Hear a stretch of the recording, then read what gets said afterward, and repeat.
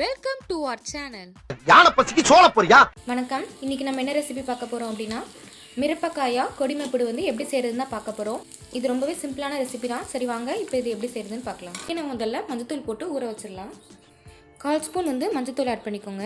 1 spoon தயிர், 4லேருந்து 5 drops வந்து lemon juice, 1/4 spoon வந்து உப்பு. இப்போ இதை நல்லா மிக்ஸ் பண்ணிக்கலாம். இது 15 நிமிஷத்துலேருந்து அரை மணி நேரம் வரைக்கும் நல்லா ஊறட்டும். அதுக்கப்புறம் நம்ம செய்ய ஸ்டார்ட் பண்ணலாம்.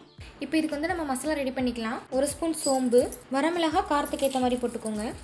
நீங்கள் கசகசா வேணுனாலும் இதோட சேர்த்து ஆட் பண்ணிக்கலாம். இது நல்லா கரிஞ்சிடாமல் ட்ரை ரோஸ்ட் பண்ணிக்கோங்க. ட்ரை ரோஸ்ட் ஆனதும் இதை வந்து பொடி பண்ணி எடுத்துக்கலாம். இப்போ கொஞ்சம் எண்ணெய் ஆட் பண்ணிக்கோங்க. எண்ணெய் சூடானதும் ஒரு பட்டை, ஒரு ஏலக்காய், ஒரு கிராம்பு ஆட் பண்ணிக்கோங்க. ஒரு மீடியம் சைஸ் வெங்காயத்தை நீளமாக நறுக்கி வச்சுருக்கேன், அதை ஆட் பண்ணிக்கிறேன். இது கூட 2 பச்சை மிளகாய் ஆட் பண்ணிக்கிறேன்.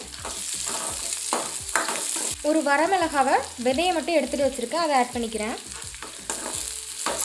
1 ஸ்பூன் இஞ்சி பூண்டு விழுது. இஞ்சி பூண்டோட பச்சை வாசனை போடுறதும் சிக்கனை வந்து இப்போ ஆட் பண்ணிக்கலாம்.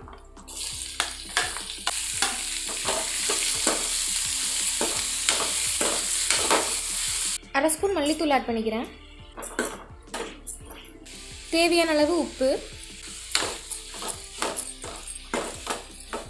நம்ம சோம்பும் மிளகாய் வத்தலும் திரிச்சு வச்ச அந்த பொடியை வந்து ஆட் பண்ணிக்கலாம்.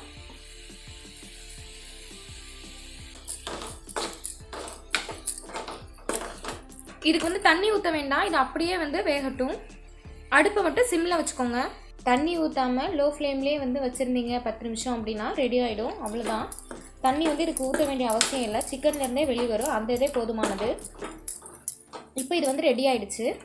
கடைசியாக கொஞ்சம் கருவேப்பிலை மட்டும் போட்டுக்கோங்க. மிரப்பக்காயா கொடி வெப்புடு வந்து ரெடி ஆகிடுச்சு. இதை நீங்களும் வீட்டில் ட்ரை பண்ணி பாருங்கள். நன்றி. உங்களுக்கு இந்த வீடியோ பிடிச்சிருந்தா லைக் பண்ணுங்கள், சப்ஸ்கிரைப் பண்ணுங்கள், ஷேர் பண்ணுங்கள்.